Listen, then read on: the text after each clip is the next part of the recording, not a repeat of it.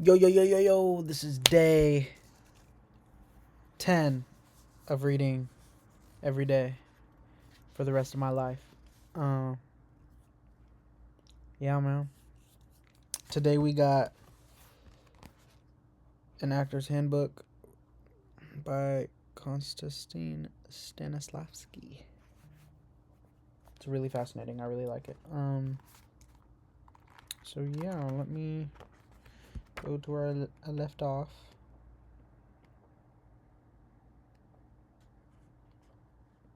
Where were we? Critics. Okay. Here we are. 30 minutes starting now. Here we go.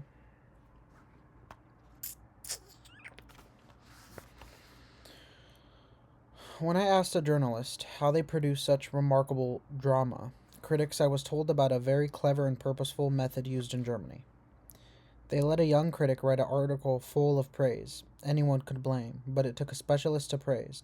The art of a critic requires him to have exceptional talent, emotion memory, knowledge, and personal qualities. These are rarely united in one person. That is why good critics are so few. In the first place, a good critic must be a poet and an artist in order to judge the literary accomplishment of the playwright, and the imaginative, creative form given to it by the actor. A critic must be absolutely impartial, so that he may inspire confidence in his opinion. Crowd scenes. The rehearsal of crowd scenes is extraordinarily fatiguing both for the directors and the actors. It is therefore desirable that such rehearsals should be productive but not carried for long. The strictest discipline must be enforced. Everyone should be prepared in advance and well drilled. Every move in a crowd scene is magnified several times over. Therefore, it must be chosen with the greatest care. Unless this is done, it cannot be successful. That is why crowd scenes require all the severity of discipline of a state of martial law. This is not surprising, for our director may be handling a mob of several hundred people. No one may be late or absent, fail to make notes of the director's instructions, etc. If there is orderliness and proper distribution of work, your collective effort will be pleasant and productive because it is based on mutual help. You will bear in mind that this is a collective enterprise. You are all producing together. You will be helping one another, all be dependent on another. There is still another angle in dealing with mob scenes. We are obliged to be in direct, immediate relationship with the mass object. Sometimes we turn to individuals in a crowd. At others, we must embrace the whole in a form of extended mutual exchange. The fact that the majority of those making up a mob scene are naturally totally different from one another, and that they contribute the most varied emotions and thoughts to this mutual intercourse, very much intensifies the process. Also, the group quality excites the temperament uh, temperament of component member of all of them together. This excites the principals and makes a great impression on the spectators. Dance. The dance is not a fundamental part of the body. Its role is contributory to preparing us for other important exercises. It is an excellent corrective for the position of arms, legs, backs. Ballet exercises at the bar are splendid. Of equal importance for plasticity and expressiveness of the body is the development of the extremities of the arms and legs, wrists and fingers, ankles. Learn from your dancing lessons to acquire ways of developing, reinforcing, and placing your vertebrae, whereas gymnastics develop motions that are clear cut to the point of abruptness. Dancing tends to produce fluency, breath, cadence, and gesture. Director. The responsibility for creating an ensemble for its artistic integrity, the expressiveness of the overall performance, lies with the director. This applies also to the external shaping of a performance. We need a director who is a psychologist, an artist. In order to teach others, a director must himself know his subject, in the sense that he should to some extent be an actor in his own right. He should also sense the actor's psychotechnique methods and approach to their parts. All the complicated emotions are connected with the profession and the performing in public. Otherwise, he will find no common language with which he can speak with them. The joint work of the director and the actors, the search for the essential kernel of the play, begins with the analysis and proceeds along the line of thoroughgoing action. Later comes the determination of the through line in action in each role. That fundamental impetus of each part, which as it derives naturally from its character, fixes its place in the general action of the play. This is what the work of the present day director should, in my opinion, consist of. As for directors, one can advise them not to foist anything on their actors, not to tempt them beyond the range of their capacities, but to enthuse them, stimulate an actor an appetite for his part. This preserves the freedom of the creative artist. Director as dictator. Let us suppose that the director is a strong figure in the theater. Then the production plan moves into the first place. The main emphasis is on theatrical effects, plot, action. There will be much inventiveness, many stunts, plottings of various kinds of groupings. The effects will be the important part of the performance. The role of the actor will be regulated to that of an accessory object to the uses of the director.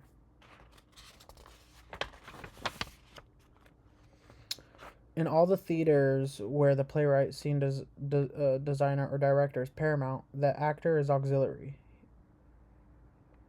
He is limited to counterfeit characterization in accordance with the creativeness of others. This leads to cliche acting. With such violent pressure on an actor, there can be no question of his truly living his part. Discipline. An iron discipline. It is a necessity of any group activity. This applies above all to a complex theatrical performance. Without discipline, there can be no theater art. Double function. An actor's creative mood will be unstable at first, until his part is well rounded out, and again later it is worn. It loses its keenness. This wavering back and forth makes it necessary to have a pilot to direct us. As you become more experienced, you will find the work of this pilot largely automatic. Suppose an actor is in perfect possession of his faculties on the stage. His mood is so complete that he can dissect into components parts without getting out of his role. Then there is a slight discrepancy. He finds the mistake and corrects it. Yet, all the time he can easily continue to play his part even while he is observing himself. Salvini said, "An actor lives, weeps, and laughs on the stage, and all the while he is watching his own tears and smiles. It is this double function, this balance between life and acting that makes his art." Drama. This is the most difficult subject of study in the art of the theater. The word itself derives from an ancient Greek, and contains the meaning of culminating action. The Latin word actio has the word we use in our terms, action, actor, act. Thus drama on the stage is action culminating before our eyes, and the actor is participating element in it. The art of the theater has in all times been collective in form, and took its rise when the talent of poetic playwright was active in unison with the talents of actors. The contents of a drama have the character of action unfolding before the eyes of an audience. In it, the personalities take their appropriate parts in the action, which develops in a consistent and definite direction towards the final goal set by the author. It is only in conjunction with a profound adherence to the artistic individuality of the author, so the ideas of the moods which are the creative kernel of the drama, that the theater can reveal its whole artistic depth and convey the entirety of a poetic work. The graceful form of its composition. Elements of the inner creative state. We have used the word elements to cover artistic talent, qualities, natural gifts, and the several methods of psychotechniques. Now we can call them elements of inner creative state. On the stage, as in real life, the elements, action, objectives, given circumstances, a sense of truth, concentration of attention, emotion, memory should be indivisible. They act simultaneously upon the supplement and supplement each other. They are the basic organic components necessary to support actors' creative state. Emotion and logic. My method is this. I set up a list of actions in which various emotions spontaneously manifest themselves. Take, for example, love. What accidents go into the makeup of this human passion? What actions arouse it? First, it was the meeting between her and him, either immediately or by degrees. The attention of either of both of the future lovers is heightened. They live on the memory of every moment of their meeting. They seek pretext for another meeting. There is a second meeting. They have a desire to involve one another in a common interest, common action which will acquire more frequent meetings, and so on. There is this first secret and even greater bond to draw them together. They exchange friendly advice about various matters, and this makes for constant meetings and communication.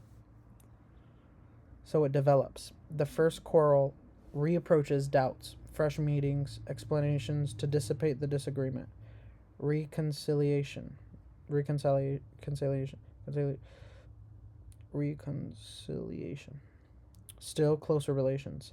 Obstacles to their meetings. Secret correspondence. Secret rendezvous. The first. The first kiss. Growing demands on each other. Jealousy. A break. They meet again. They forgive each other. So it goes on. All these moments and actions have their inner justification. Taken as a whole, they reflect the feelings, the passion, or the state in which they describe the use of the word love. If you carry out in your imagination with the right basis of detailed circumstances, proper thinking, sincerity of feeling, each step in the series of actions, you will find that first externally and then internally you will reach the condition of a person in love. With such preparations, you will find it easier to take on a role in a play in which this passion figures. For most actors, any human passion, love, jealousy, hatred, etc., is one big and generalized emotion. This is not so. Every passion is a complex of things experienced emotionally. It is the sum total of a variety of different feelings, experiences, states. All these component parts are not only numerous and varied, but they are also often contradictory. In love, there is often hatred and scorn, and admiration and indifference, and ecstasy and prostration, and embarrassment and braziness. In order to carry out all this, an actor must know the nature of feelings, their logic and continuity. Emotion memory. That type of memory which makes you relive sensations you once felt, we call emotion memory. Just as your visual memory can reconstruct an inner image of some forgotten thing, place, or person, your emotion memory can bring back feelings you have already experienced. They seem beyond recall when suddenly a suggestion, a thought, a familiar object will bring them back in full force. Sometimes the emotions are as strong as ever, sometimes weaker. Sometimes the same strong feelings will come back in a somewhat different guise. The director made the distinction between sensation, memory, connected with our five senses. The emotion memory, cited, is the most receptive of impressions. Hearing is also extremely sensitive. Although our senses of smell, taste, and touch are useful and even sometimes important, their role is merely auxiliary and for the purpose of influencing our emotion memory. Time is a splendid filter for our remembered feelings. Besides, it not only purifies, it also transmutes even painfully realistic memories into poetry. Your first concern should be to find the means of drawing on your emotional material.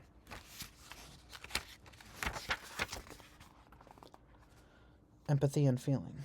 The broader your emotion memory, the richer your material and inner creativeness. It is necessary, in addition, to distinguish its power, its firmness, the quality of the material it retains. Our whole creative experiences are vivid and full of direct proportion to the power, keenness, and exactness in our memory.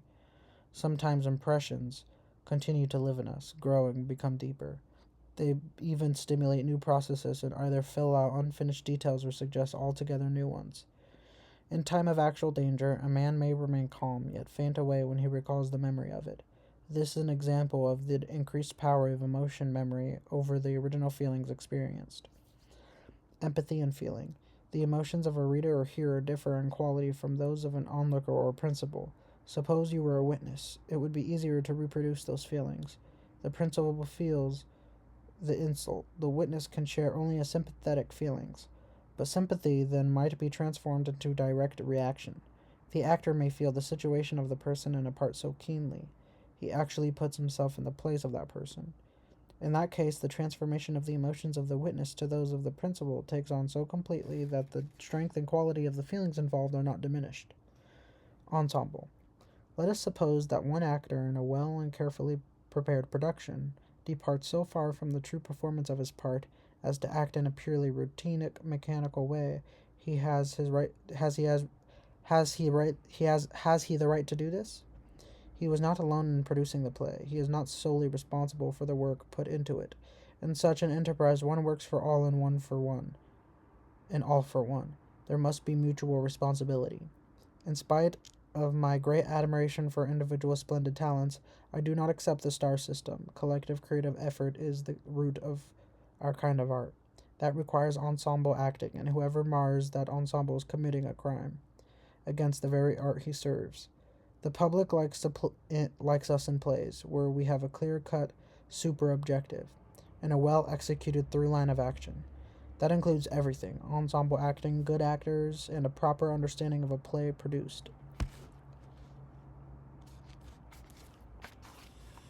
Ethics in the theater. One more element contributing to a creative dramatic state I shall call ethics.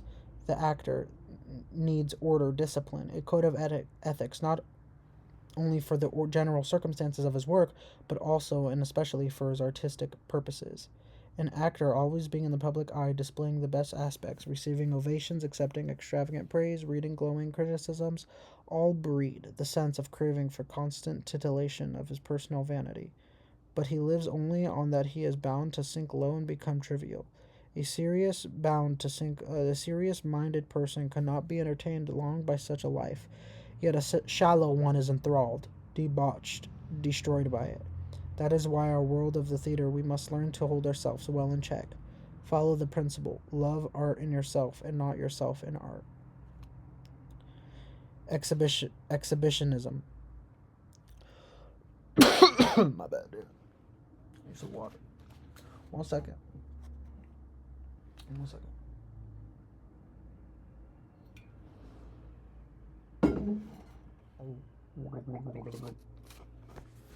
There. Alright.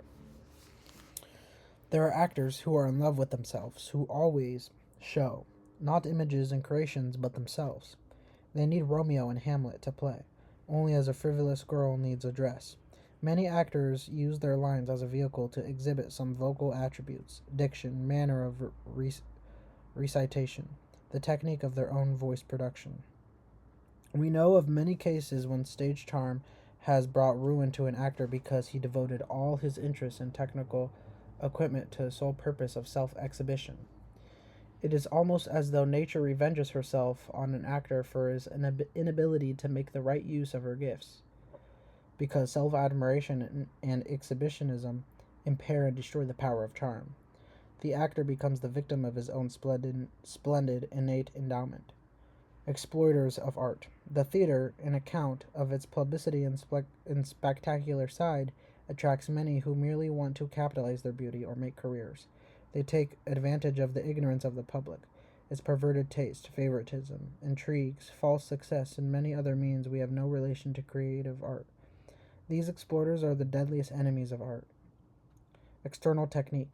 An actor is under the obligation to live his part inwardly, and then to give this experience to an external embodiment, in a beautiful artistic form.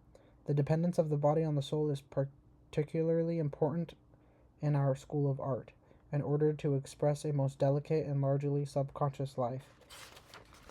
It is necessary to have control of an unusually responsive, excellently prepared vocal and physical apparatus. That is why an actor in our type is obliged to work so much more than others on our outer physical apparatus. When the body transmits neither the actor's feelings to me nor he experiences them, I see an out-of-tune inferior instrument, on which a fine musician is obliged to perform. The more complex the life of a human spirit in the part of being portrayed, the more delicate, the more compelling and artistic should be the physical form which clothes it. This makes an enormous call of our external technique on the expressiveness of the bodily apparatus, our voice, diction, intonation, handling of the words, phrases, speeches, our facial expressions, plasticity of movement, way of walking. You must still go on developing, correcting, tuning your bodies until every part of them will respond to the complex task of presenting an external form of visible feelings. What classic part can you hope to play if you do not possess an adequately trained physical apparatus? You must have inside you a magnificent line of feelings, but you will not be able to produce them on the stage. You cannot play Bach or Beethoven beautifully on an untuned instrument, nor sing an opera with an untrained voice. Eyes. How often we actors stand on the stage and see nothing, yet we will be more awful than the actor with vacant eyes. They are such obvious evidence of the fact that the soul of the actor playing the role is dormant, or otherwise engaged in matters unrelated to his role. A chattering tongue or mechanically moving hand cannot take the place of the comprehending eye. The eye of the actor, which looks at and sees an object, attracts the attention of the spectator, and by the same token points out to him what he should look at. Conversely, a blank eye lets the attention of the spectator wander away from the stage. There exist formal, truthful, and so to say, legitimate ways of using a vacant stare. I need not tell you that the eye is the mirror of the soul. The vacant eye is the mirror of the empty soul. You must learn how to show your eyes in the crowd made up of thousands of spectators across the huge space of an auditorium. It is not easy to distinguish those two small dots which are our eyes. For a spectator to be able to do this, the actor must be able to sustain this look, and the object he is looking at must not move. Although turns and movements are possible, they must be effected in relation to the expression of the eyes and face. You must regulate your activity so that your eyes can be seen. Face. Facial expressions are brought out of their own accord, naturally as a result of intuition, inner feelings. Nevertheless, their effectiveness can improve through the exercise and development of flexibility of the facial muscles. Yet, to accomplish this, one must be familiar with the muscular anatomy of the face. An actor must work out a conscious control of all groups of muscles and the capacity to sense the energy along them, for the definite purpose of forming his facial expressiveness, gestures, etc. Faith.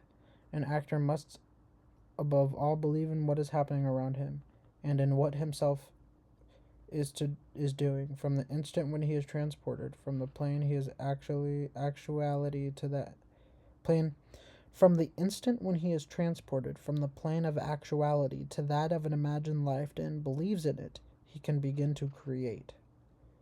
We can use ordinary chairs to outline anything. The imagination of an author or director can ask us to create horses, cities, squares, ships, forests.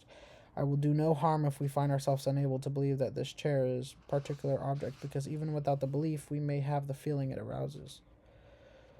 Truth on the stage is whatever we can believe in with sincerity, whether in ourselves or in colleagues. Truth cannot be separated from belief, nor belief from truth, and without both of them, it is impossible to live your part or to create anything. Believe in what you yourself say or do on the stage, and you will be convincing. Fantasy.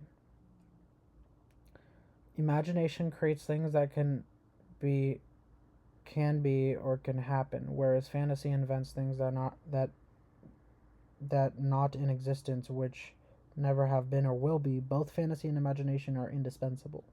Science, literature, painting only hint at imaginary flights into the realm of non-existent.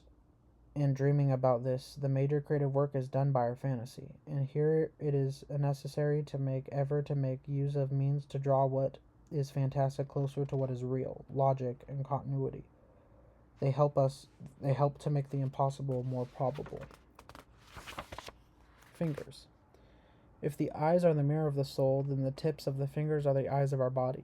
Your hands are not reflecting any truthful meaning when you are not developed. You must learn to feel with the tips of your fingers. Even the slightest tenseness there will keep you from entering the realm of your subconscious.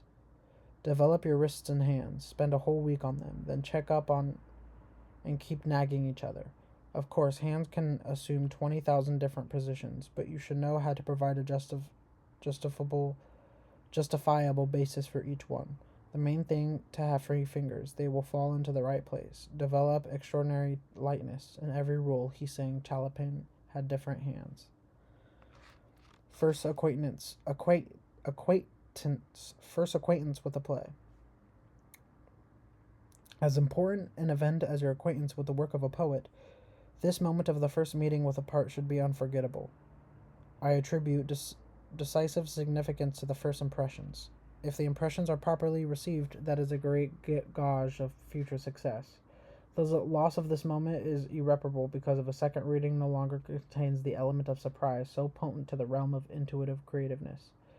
To correct a spoiled impression is more difficult than to create a proper one in one's first place. One must be extraordinarily attentive in one's first acquaintance with a part. This is the first stage of creativeness. Genius. To a genius, the creative inner state is almost always naturally available, the highest and fullest degree. The greater the simplicity with which one approaches a genius, the more accessible and intelligible he becomes. A genius must be simple. That is one of his greatest merits. Gesture. A gesture must, for his own sake, has no place on the stage. We must no use for ballet methods, for theatrical poses or gestures which are superficial in origin. They cannot convey the life of a human spirit. We must do better adapt with these theatrical conventions, poses, gestures, to the execution of some live objective, to the impression of some inner experience. When a gesture ceases to be merely a gesture and is converted into a genuine, meaningful, and purposeful action, superfluous gestures are the same as trash, dirt, spots. Let every actor above all hold his gestures in check to the extent that he controls them and not they him. I always get that wrong. I'm gonna say that again. Let every actor above all hold his gestures in check to the extent that he controls them, not they him. A gesture by himself which does not carry out some action germane to a role has no purpose on the stage, except in a few rare instances where it's related to an actor part. No convention gesture can convey the inner life of a role, nor promote its through line of action. For that purpose, movements which create physical activity are needed. On the stage, I reject any unmotivated gesture. I accept only action movement, given circumstances. This expression means the story of the play, the facts, events, epoch, time, and place of action, conditions of life, the actors and directors, interpretation, the mise en scene, the production, the sets, the costumes, properties, lightings, and sound effects, all the circumstances that are given to an actor to take into account as he creates his role. The magic if is the starting point, the given circumstances, the development. Grotesque. You say Pushkin must be played quite differently, more fully, the way he wrote, otherwise the images he created tend to become shallow to the point of turning into simple and national types of historic figures. And therefore Pushkin can be presented only in tragic grotesque style, as Moliere can be tragic comic grotesque. Now we shall examine the grotesque only from your point of view. Did you ever in your life see this kind of grotesque? I saw one example of it. It was the Othello of Salvini, and I also saw a cosmic grotesque, or to be exact, actors capable of creating it. These were old Salvini and Volomorov. Genuine grotesque is a vivid and bold externalization based on such tremendous all-embracing inner content that reaches the limits of exaggeration. An actor must not only feel and experience human passions and all their universal component elements, he must all over above this condense produce them and produce a manifestation of them so vivid, so irresistible in its expressiveness, so audacious, so bold that it borders the burlesque. The grotesque may not be unintelligible. There can be no question mark placed after it. The grotesque must be definite and clear to the point of brazenness. It would be too bad if any spectator, after seeing grotesque, should ask, "Tell me, please, what is the meaning of those four cooked eyebrows and the black triangle on the cheeks Pushkin's Meisner Night for Salieri?" It would be too bad if after that you had to explain, "Well, you see the artist wanted to picture a sharp eye, and since symmetry is soothing, he introduced that slant." There lies the grave of the grotesque. It dies, and in its place is born a simple riddle, as silly and naive as the ones they publish in the illustrated magazines. What do I care how many eyebrows or noses an actor has? Let him have 4 eyebrows, 2 noses, a dozen eyes. But they must be justified by the fact that the actor's inner content is so great that 2 eyebrows, 1 nose, 2 eyes are not enough for him to project all of this immense spiritual content. But if the 4 eyebrows are not based on necessity, if they have no justifiable basis, such grotesque makes the actor smaller. It does not inflate his little being. To inflate something which is non-existent, to inflate emptiness, that makes me think of blowing soap bubbles. When the form is greater and the more powerful the actual being that is grotesque, yet it is worthwhile breaking our hearts about something which, alas, practically does not exist, something we only see in the rarest exceptional instances in our art. To tell the truth, you have seen a stage creation of such all-embracing content that imperatively called for the enlarged and exaggerated form of the grotesque in which to be expressed.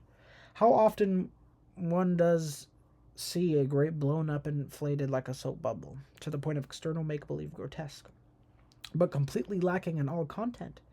You must realize that this is just a pie with nothing inside, a bottle without wine, a body without a soul. Such grotesque without spiritual motive or content is merely affectation. The pseudo-grotesque is the worst, and the genuine grotesque is the best kind of art. The pseudo-grotesque is not characterization, and the genuine grotesque is greater than simple characterization. It is not a partial art, but a whole art carried to the point of all-embracing, universal manifestation of the thing created.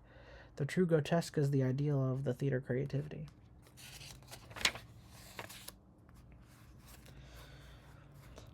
Habits. Habit is a two-edged sword. It can do great harm when badly used on the stage, and be great value when proper advantage is taken of it. It is essential to establish the right creative state by forming trained habits. The unfortunate and dangerous part is that habits can be developed in the wrong direction. The more often an actor appears on the stage and acts in a theatrical, untrue way in accordance to the untrue dictates of nature, the farther he'll become away from the goal we achieve. It is essential to work step by step when you are learning to establish trained habits, piecemeal the system and other. Oh, I almost beat it. Ah! Damn it. Okay. I stopped it. 30 minutes. We at page 70. And there is 160 pages. Yeah. We're at page 70. So yeah. Let's go. Thank you for watching.